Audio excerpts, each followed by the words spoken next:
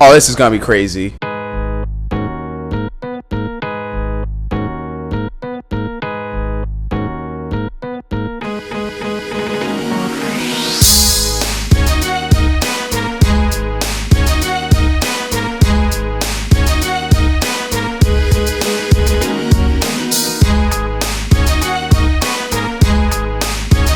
Whoa, whoa,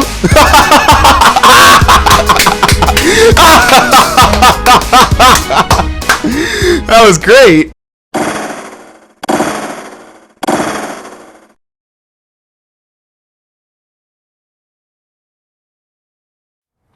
Alright, hello everyone, and welcome today to another episode of SpraynPray1000's Verdict. I am SpraynPray1000, and today we are going to be talking about a game that, I don't remember when I found it was coming out. However, what I ended up doing was I did get it when it did come out, and, I think I found out maybe a couple weeks beforehand. It's actually a downloadable title from Xbox Live and PlayStation Network and Steam. The game I'm talking about is Assassin's Creed Liberation HD or Assassin's Creed 3 Liberation. It went by a couple of different names. YouTube thinks it's Assassin's Creed 3 Liberation. Basically, Assassin's Creed 3 Liberation HD, whatever you want to call it, was a game that was released for the PlayStation Vita alongside Assassin's Creed 3. I'm not sure if it was the same day or if it was around the same period. But basically what they aimed for it to be was a sort of a console version of Assassin's Creed meant for the PlayStation Vita, which is Sony's latest handheld console. Now, for whatever reason, it could be the Vita not doing too well. It could be they wanted to expand the audience that it's available to. They made Assassin's Creed 3 Liberation HD available for the Xbox 360 on Xbox Live and the PlayStation Network on PS3 and Steam and PC by Steam. So that gave me a chance to play it, review it. I actually didn't play it because I never owned a Vita, and to this day I still don't own a Vita. So what is Assassin's Creed Liberation HD? Assassin's Creed Liberation HD is basically your standard Assassin's Creed game. However, it's obviously different because it's meant to be for, a portable audience. It's meant to be played like if you're on the subway or if you're in the car or on a bus or something and you just want to play a game. They want you to basically play this game. So it has the typical Assassin's Creed free roaming, free climbing, running across rooftops, the kind of stuff that's been in Assassin's Creed since the get-go. However, in this game, the difference between them is that Assassin's Creed Liberation is significantly smaller because, again, it's a portable game. Now, that doesn't mean that the actual story or anything isn't that great. It's just that the gameplay feels like a third of what a normal Assassin's Creed game would be. So, with that in mind, let's try and jump into it. So Assassin's Creed Liberation kind of follows the same model as Assassin's Creed 3, largely because of the fact that they're based off the same engine, so they were probably made in similar ways. The game, for the most part, takes place in only 3 different areas, okay? The French and then Spanish-ruled colony of New Orleans, okay, in Louisiana. The Bayou, an area north of Louisiana, which is, a swamp-infested area with crocodiles and smugglers. And the Mexican ruins of Chichen Itza, which are, all these are actual real-life places, like usual in Assassin's Creed. But for the most part, I believe the game takes place in New Orleans. Now, the difference between this game and a normal Assassin's Creed game in terms of length is that this game actually only has 8 sequences. I believe the only other Assassin's Creed that was that short was one in Revelations, or something along those lines. I think Revelations had 9, and I forget how many the original Assassin's Creed had. So this game is pretty short, and it's even shorter when you realize that I believe one sequence has like 1 mission only, and a lot of these sequences only have a couple of missions, which is kind of funny because the first sequence has like 6 or 7 missions, I believe, and then all the other ones are very short. But anyway, you play as Aveline. Aveline, I think her last name is de Grandpré. She's a female assassin. she's part African American, part French, I believe. And what she can do is she's an assassin, but not only that, she's also the daughter of a very famous trader, I believe he is, or something along those lines. So she also has this. She also dresses like a lady, and because she's African American, she can also dress up like a slave. So pretty much, and what I'm getting at here is that she can basically play 3 different roles, and that actually factors into the game. So throughout the game, you're going to find yourself switching between Aveline's different personas, as they're called. The assassin's persona, the lady persona, and the slave persona. And in each of these different personas, Aveline dresses up accordingly. So for example, as the lady persona, she'll dress up like a lady. As the slave persona, she'll dress up as a slave. And as the assassin's persona, she'll dress up as an assassin. Now, in basically each of these different personas has a different play style. For example, the assassin's persona is what you might be more familiar with if you're an Assassin's Creed longtime fan. It's the typical gameplay that you're going to expect: free climbing, free running, parkouring, and doing all this stuff. You have all your tools available to you to help you get the job done. You have the blowpipe, the pistol. You have what was it? I think you get the whip.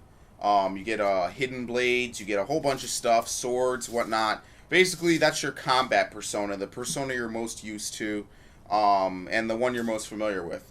The slave persona is a little bit more restrictive. However, you're able to easily blend in, get into places you wouldn't normally be able to get into and eavesdrop because you're a slave. You might just, to them you appear to be just a normal worker.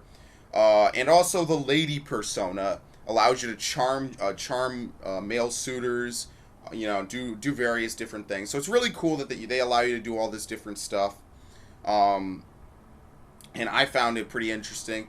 That, of course, each one of these forms has a drawback, such as the lady persona being unable to climb or do any kind of parkour.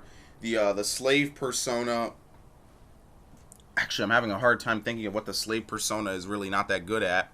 I know it can't do as much as the assassin's persona, but at the same time, I'm not really sure what the downside of it is. I'd have to look it up. You'd probably have to play the game.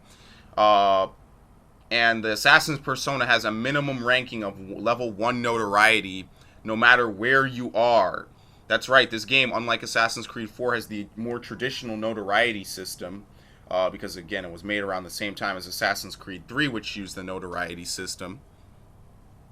And, yeah, so each of the different forms has its own special thing.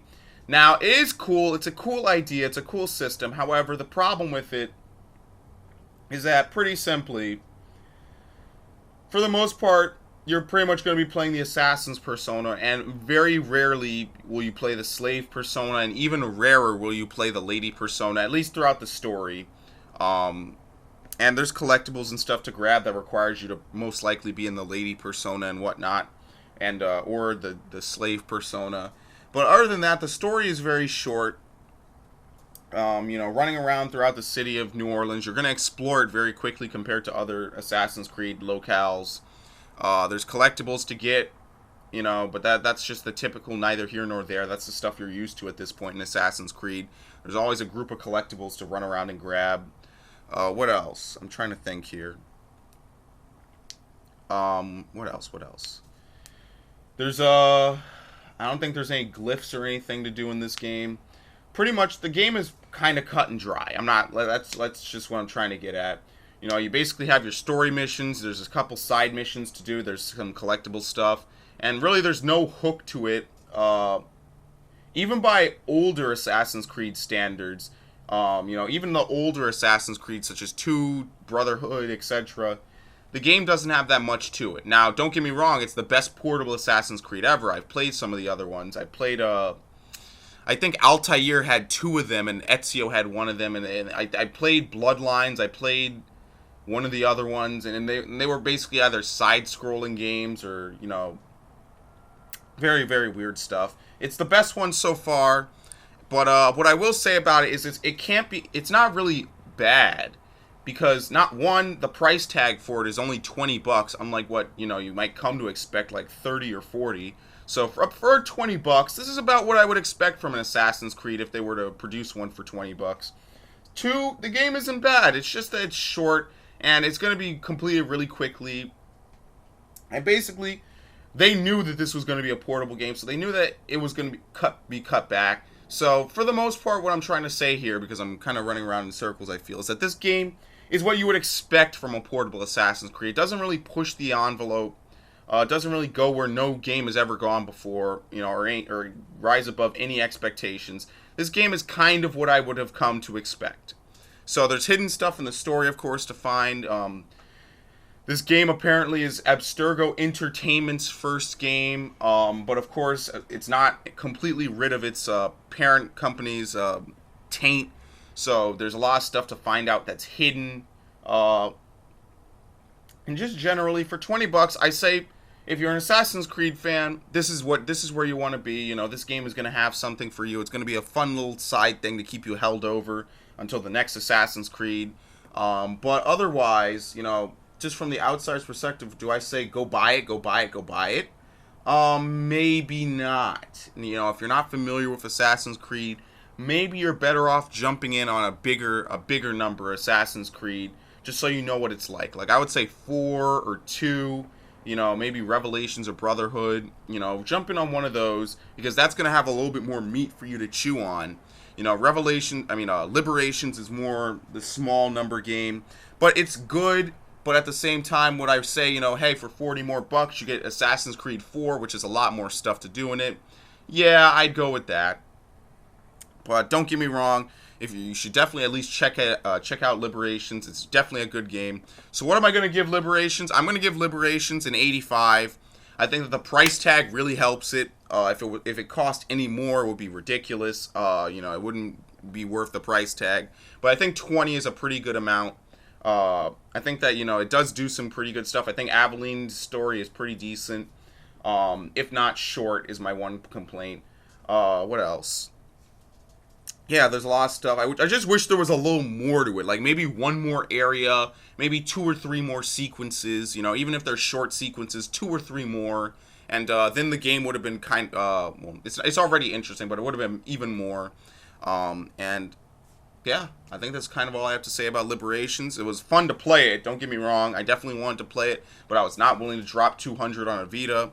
So, definitely something good. Definitely a good game, and now that's available for pretty much most consoles, just definitely go out and check it. So, I'm SpraynPray1000, and I hope this verdict has been helpful for you. 85, not bad. Definitely a good game. Missing stuff, but could be better.